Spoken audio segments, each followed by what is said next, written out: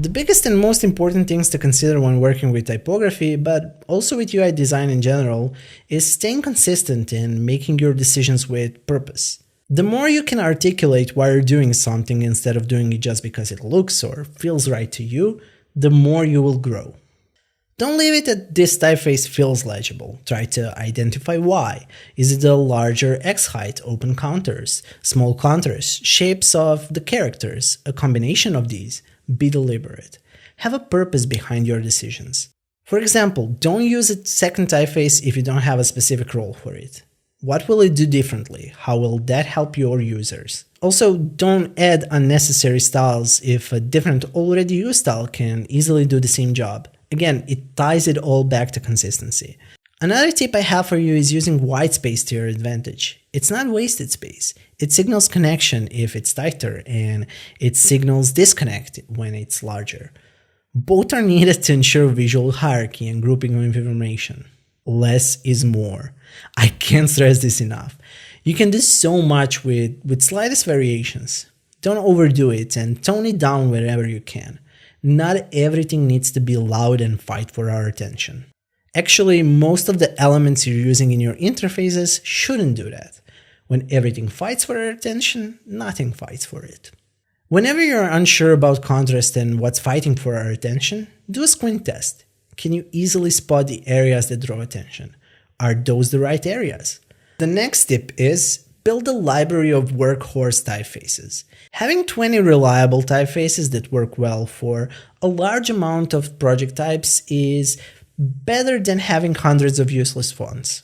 Look for typefaces with a lot of features, weights, styles, and alternates. Superfamilies are even better consideration since each typeface in them has a different personality. Keep your eye on typeface discounts and foundries you like.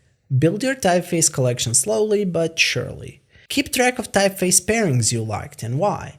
What made them work for that project that you were working on? What characteristics do each of these typefaces have that make them work together? Can you use those attributes to find another pair for an upcoming project? Think about the sizes you're using. Test them and adjust them as needed. You don't have to do it right the first time around. Please, please, please be careful when aligning your content and copy. People always look for visual guides and patterns. Don't break them too much as it shows a lack of care and consistency. If you're unsure, just left align it. It's the safest way to align text.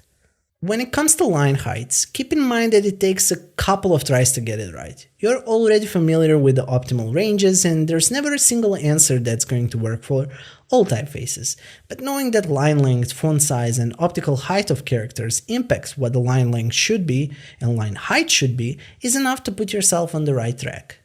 And sometimes a different designer would style it differently, but that's what makes you you. As long as it's not an obviously bad line height that makes the text illegible, you should be good. Don't forget about the paragraph spacings for body text, it happens too often. Don't overuse character spacing, in most cases it's not going to be needed, and we went through a lot of examples where it is and how to approach those.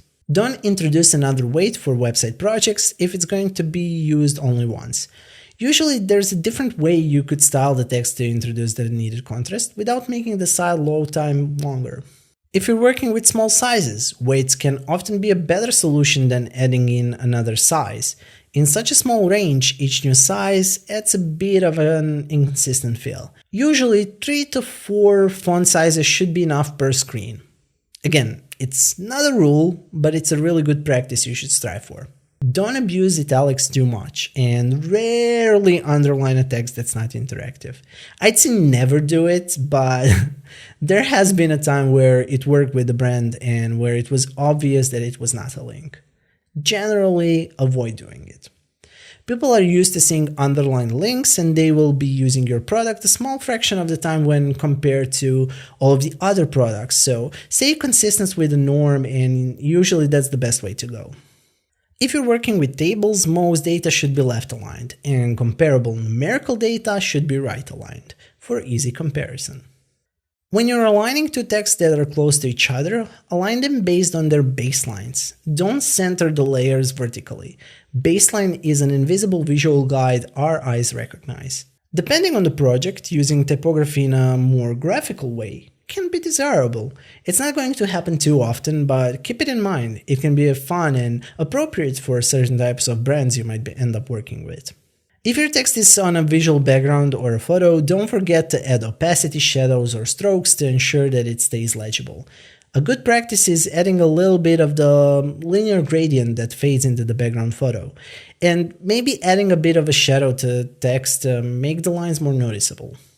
Blurring the background photo can also be an option if possible. It's often less possible with dynamic content and backgrounds, but as always, discuss these alternatives with your team and developers. Keep in mind all the typography crimes that are common and try to avoid them. I'll talk more about them in the common mistakes lesson though, so I don't want to just repeat myself. Look outside of the mediums you design for, deconstruct others' work, and keep building a library of inspirational designs you like. Analyze why you like them and keep on articulating your choices and features that stand out to you personally and why. And finally, one of the most important best practices when it comes to using text, think about do you even need it? A lot of labels in a lot of projects can be removed due to data being so self-explanatory. It's often an overlooked practice, but it can help your designs feel less cluttered and more appealing.